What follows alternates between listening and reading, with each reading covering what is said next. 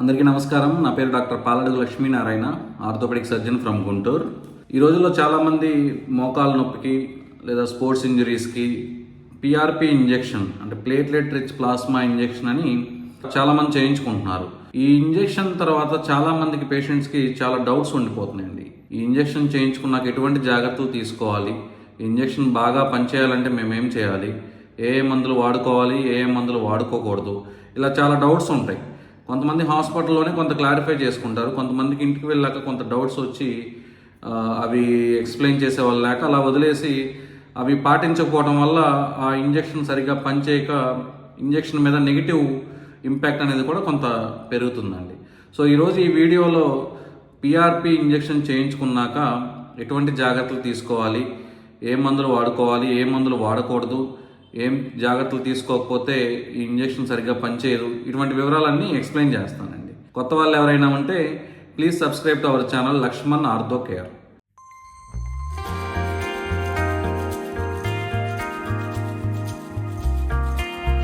So PRP injection చేశాక తీసుకోవాల్సిన జాగ్రత్తల్ని 3 పార్ట్స్గా డివైడ్ చేసి చెప్తానండి. ఫస్ట్ 3 days అంటే 0 to 3 days, 3 days to 2 weeks, 2 weeks to 4 weeks. So చేయించుకున్న రోజు అంటే 0 day రోజు కొంచెం బాగా నొప్పి ఉంటుందండి. చేయించుకున్న ఏరియాలో నొప్పి బాగా ఉంటుంది. 90% ఆఫ్ ద పీపుల్కి చాలా పెయిన్ ఫీల్ అవుతారు. సో ఆ రోజు ఆల్మోస్ట్ కంప్లీట్గా రెస్ట్ తీసుకోవడం చాలా ఇంపార్టెంట్ అండి. ఓన్లీ హాస్పిటల్ టు ఇంటికి జర్నీ చేయడం తప్పించి ఇంట్లో కూడా వాష్రూమ్ వరకు వెళ్ళి రావడం అంతే, కంప్లీట్ రెస్ట్ తీసుకోవాలి. నెక్స్ట్ అట్లీస్ట్ 12 hours మనం ఇంజెక్షన్ చేయించుకున్న ఏరియాని బాగా వాష్ చేయడం కానీ రబ్ చేయడం కానీ చేయడం కూడా మంచిది కాదండి. నెక్స్ట్ చేయించుకున్నాక ఒక 12 hours తర్వాత ఐస్ ప్యాక్స్ అనేది పెట్టడం స్టార్ట్ చేసుకోవాలి. ఐస్ ప్యాక్స్ అనేది ఇనీషియల్గా ఎవ్రీ 2 hours ఒక 20 minutes పెట్టుకోవడం మంచిది. కొంత first day or second day 3 to 4 hours ఒక 10 minutes పెట్టుకుంటే సరిపోతుంది. ఆ చేయించుకున్న ఏరియా చుట్టూరు విపరీతంగా రబ్ చేయ అవసరం లేదు, జస్ట్ ఐస్ ప్యాక్ అప్లై చేస్తే సరిపోతుంది. సో ఇంజెక్షన్ అనేది వీటిలో ప్లేట్లెట్స్ ఉంటాయి. ఇంజెక్షన్లో కొంత ఇన్ఫ్లమేషన్ని కలగజేస్తుంది. ఇంజెక్షన్ అంటే ఇన్ఫ్లమేటరీ ప్రాసెస్ అంటాము. ఎక్కడైతే డ్యామేజ్ ఉందో ఆ ఏరియాకి రిపేర్ ప్రాసెస్ స్టార్ట్ చేస్తుంది. ఆ రిపేర్ ప్రాసెస్కి కావాల్సిన సెల్స్ అన్నిటిని మన బాడీ నుంచి అట్రాక్ట్ చేస్తుంది. సో ఇదంతా ఒక ఇన్ఫ్లమేటరీ ప్రాసెస్ లాగా ఫస్ట్ 3 days జరుగుతుంది. సో ఈ జరిగే క్రమంలో యాంటీ ప్లేట్లెట్స్ అంటే బ్లడ్ థిన్నర్స్, కొంత హార్ట్ ప్రాబ్లం ఉన్న వాళ్ళు కానీ ఏజ్డ్ వాళ్ళు రొటీన్ బేసిస్ మీద బ్లడ్ థిన్నర్స్ వాడుతుంటారు. యాస్పిరిన్ కానీ యాంటీ ప్లేట్లెట్స్ కానీ ఇవి కంపల్సరీ స్టాప్ చేయాలండి, లేకపోతే ఈ ప్లేట్లెట్ యాక్టివిటీని బ్లాక్ చేసేస్తుంది. నెక్స్ట్ యాంటీ ఇన్ఫ్లమేటరీ ఏజెంట్స్ అంటే ఎన్ఎస్ఐడిస్, కొన్ని pain killers, steroids, systemic steroids కానీ అంటే ట్యాబ్లెట్స్ కానీ ఇంజెక్షన్స్ కానీ, అలాగే టాపికల్ అంటే క్రీమ్స్ కానీ జెల్స్ కానీ అప్లై చేసుకోవడం. ఈ ఎన్ఎస్ఐడి క్రీమ్స్, స్టెరాయిడ్ క్రీమ్స్ అనేది అప్లై చేయటం అసలు ఫస్ట్ 3 days చేయకూడదు. నెక్స్ట్ కొన్ని మల్టీ విటమిన్స్లో కూడా యాంటీ ఇన్ఫ్లమేటరీ యాక్షన్ ఉంటుందండి, ఇవి కూడా స్టాప్ చేయాలి. నెక్స్ట్ కెఫిన్ అలవాటు ఉంటే ఆ కెఫిన్ అనేది తగ్గించుకోవడం మంచిది. స్మోకింగ్, ఆల్కహాల్ ఇవి కూడా కంపల్సరీ అవాయిడ్ చేయాలి. ఈ ఫస్ట్ 2 weeks కూడా బాగా హైడ్రేట్ అవ్వాలి, వాటర్ అనేది ఎక్కువ తీసుకోవాలి. హెల్దీ డైట్, ఫ్రూట్స్ కానీ వెజిటేబుల్స్ కానీ ఇవి తీసుకోవడం చాలా మంచిది. అలాగే ఈ ఫస్ట్ 3 days ఆ ఇంజెక్షన్ చేయించుకున్న ఏరియాని చాలా లిమిటెడ్గా యూజ్ చేసుకోవడం మంచిదండి. అంటే ఎక్కువ మూవ్ చేయడం కానీ, వెంటనే చేయించుకున్న మరుసటి రోజే బాగా ఎక్సర్సైజ్ స్టార్ట్ చేయడం కానీ, ట్రెడ్మిల్, జాగింగ్, రన్నింగ్ ఇలాంటివి చేయడం కానీ అసలు చేయకూడదు.